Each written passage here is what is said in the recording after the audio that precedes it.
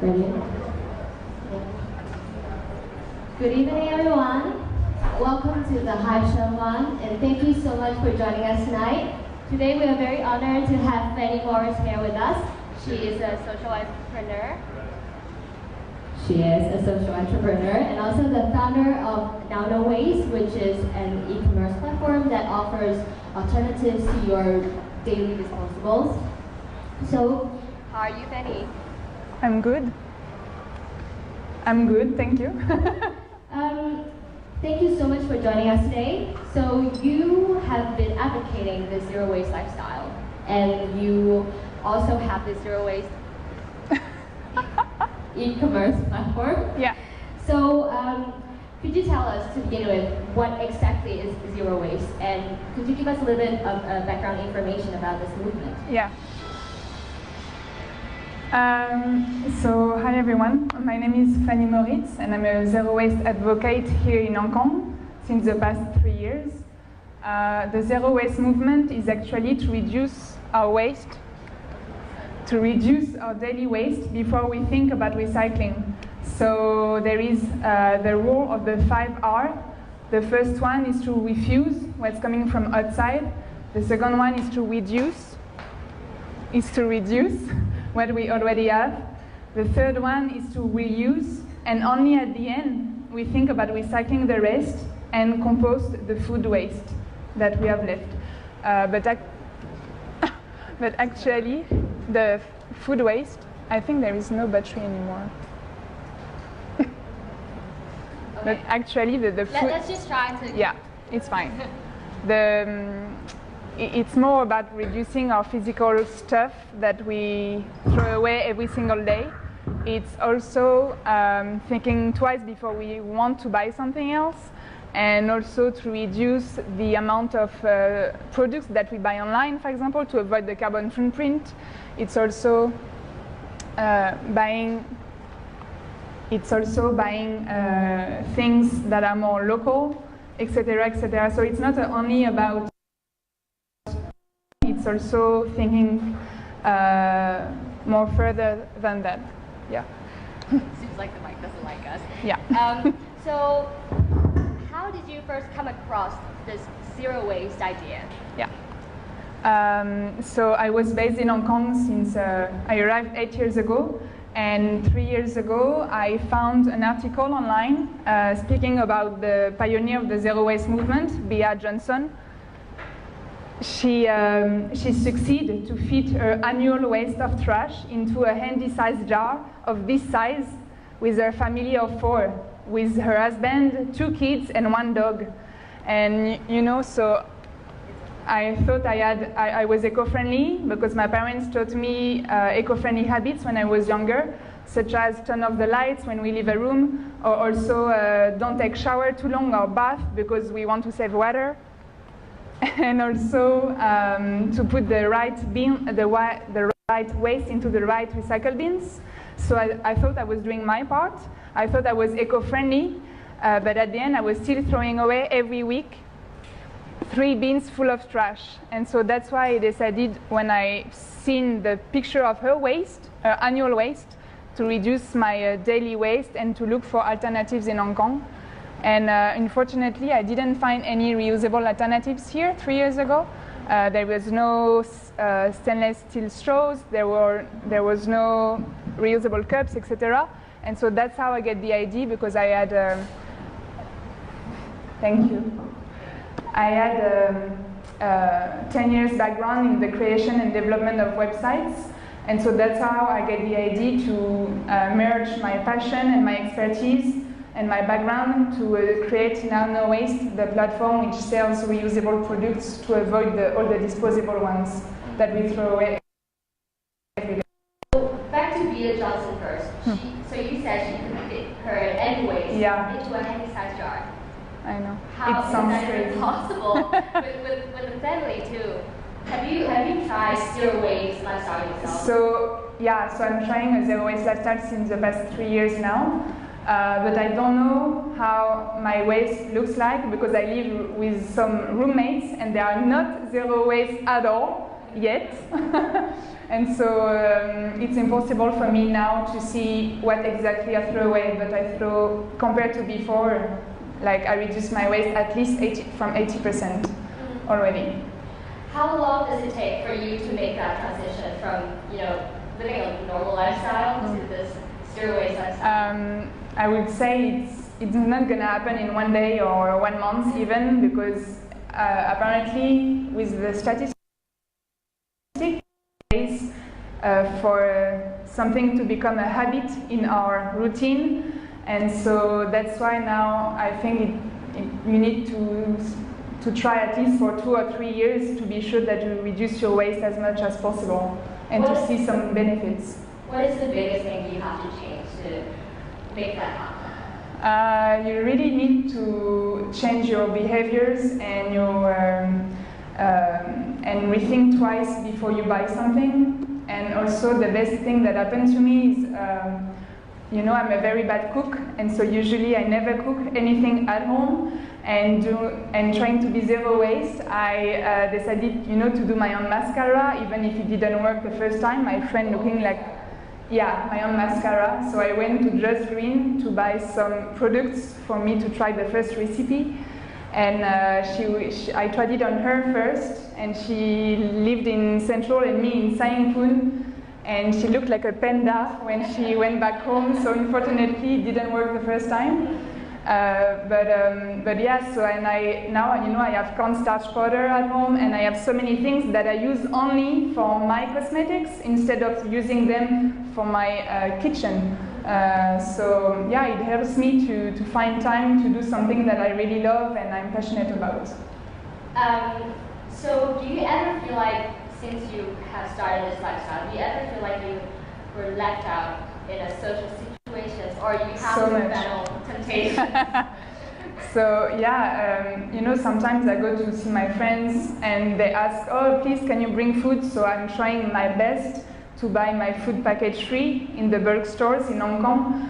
And when I arrived with my glass jars, and they're looking at me like, what is he doing?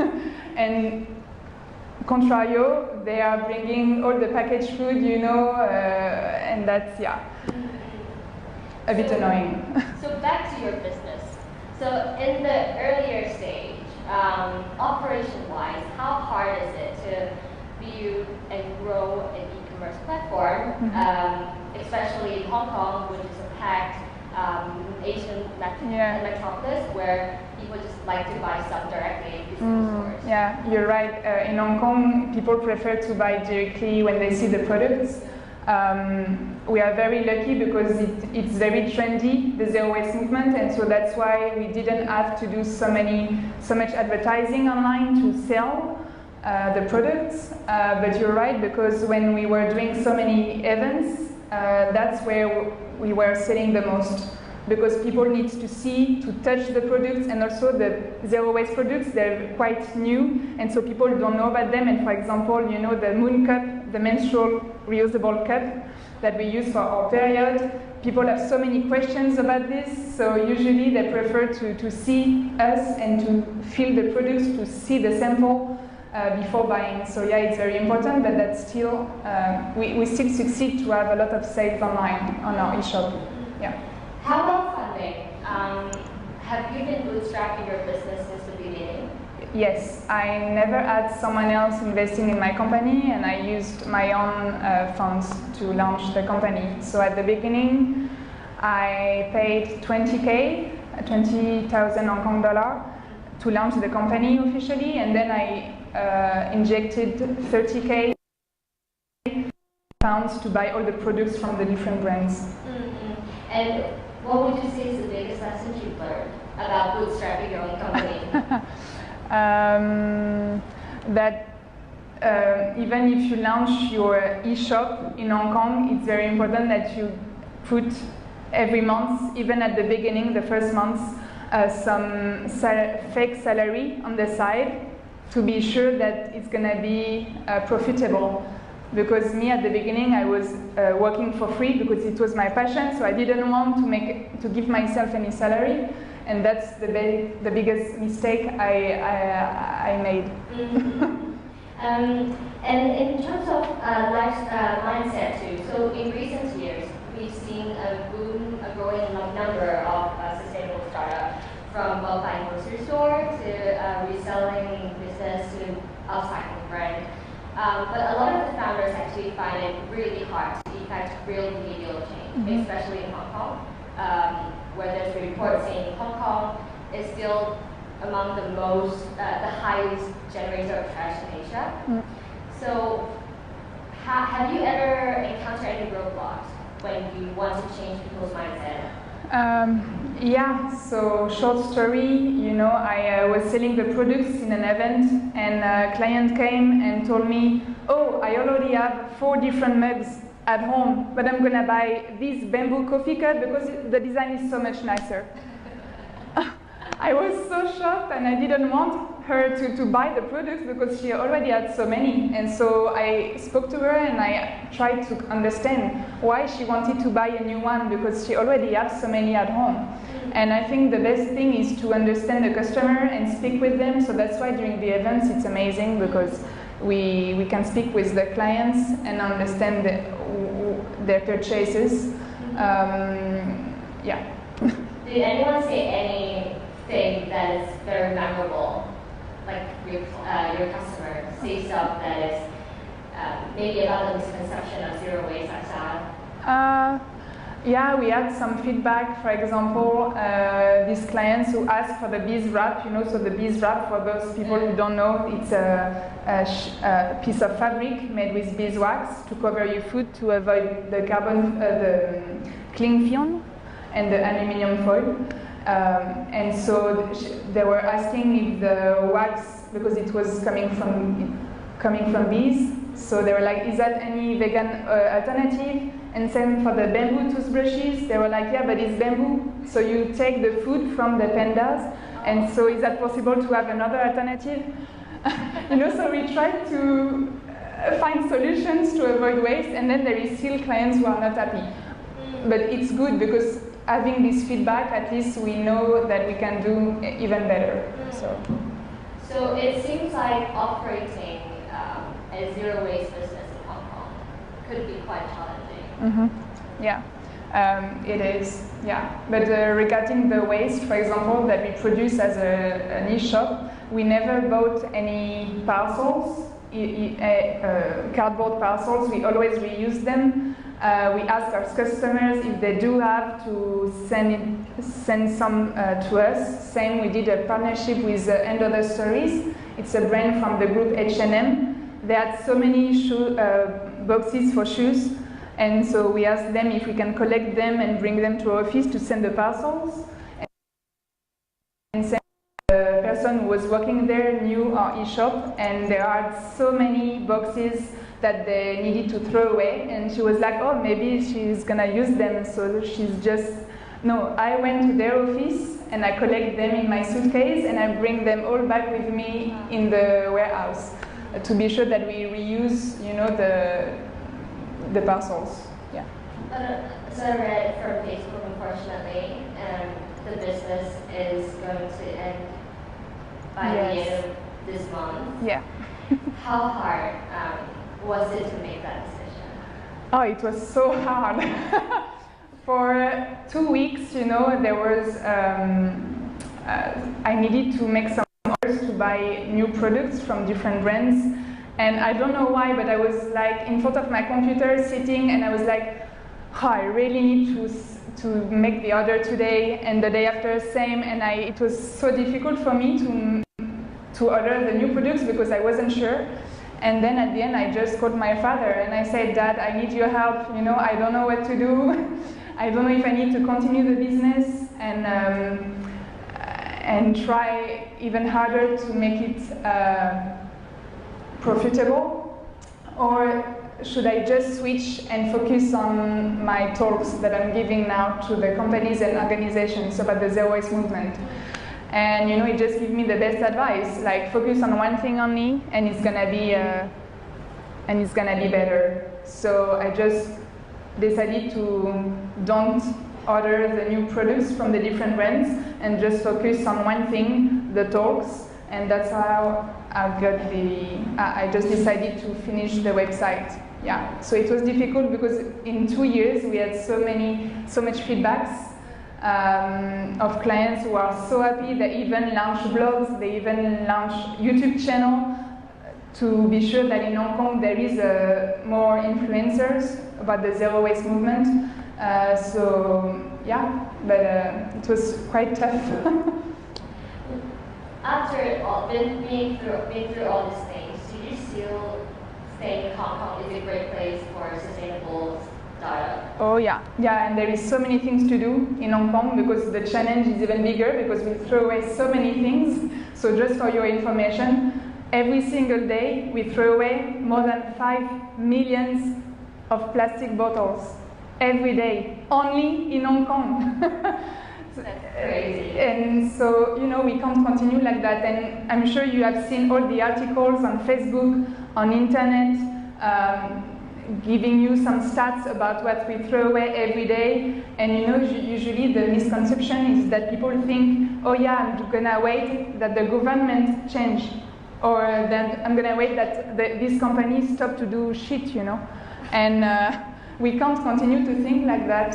It's very important for you to make the change with your dollar. Vote with your dollar and invest in the company that are worth it and are ethical and local if possible.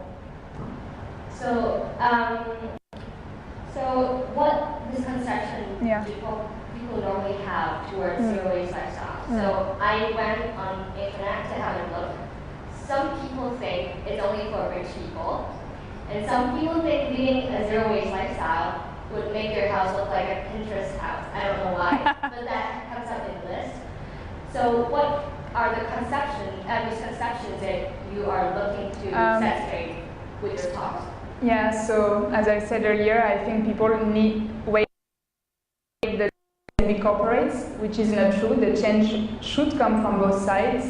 And also people think that recycling is the only solution that exists. And no, it's not. I mean, it's only a tiny percentage. When you know that when you put something into the plastic bin, only 10% of what you're gonna throw away is gonna be recyclable. So at the end, it's not the solution. We really need to rethink the whole chain and think twice before we buy this toothpaste wrapped into plastic, or this bottle of shampoo, or this food packaged food as well. We really need to make a change at this point. Do you think it's easy to lead a zero waste lifestyle then? Because at the beginning you said you find it quite difficult to source all those materials that helped you do it.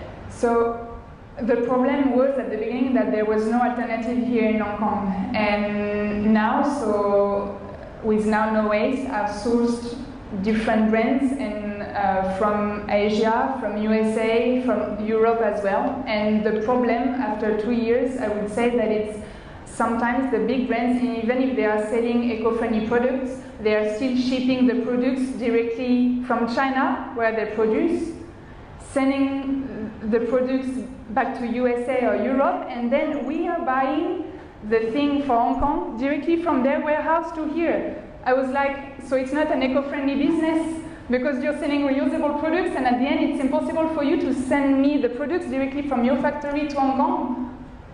It doesn't make sense, right? So that's why it was quite difficult to find Asian brands. But now, I mean, for the bees wrap, there is local alternatives from people who are making bees wrap in the new territories. There is also brands that produce. Also, I'm not going to say all of the brands, but some of the brands produced in China and are agreed to send us the products directly here in Hong Kong. So yeah, there is solution.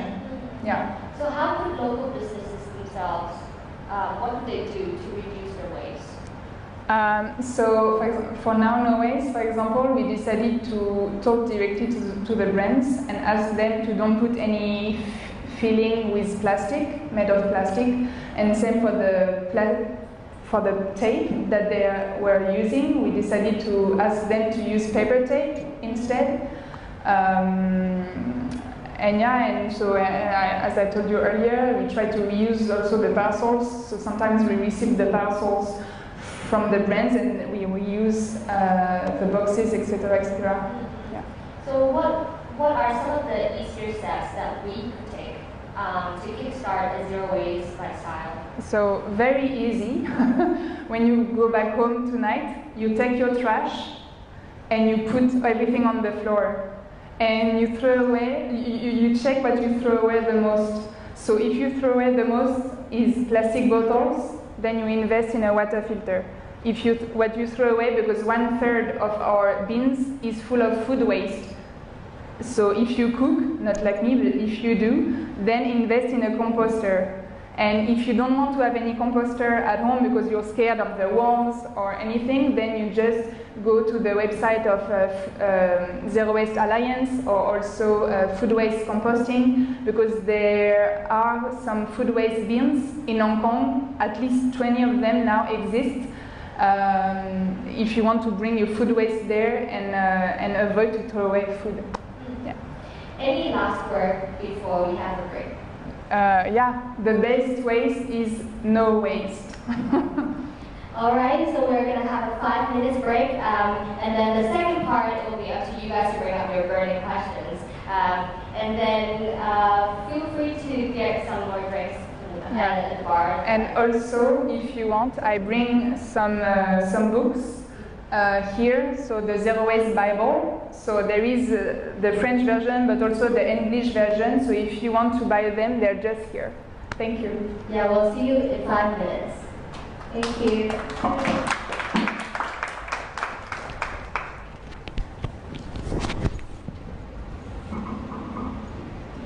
Sorry about the mic. It's fine. Yeah, all good. Yeah. Perfect.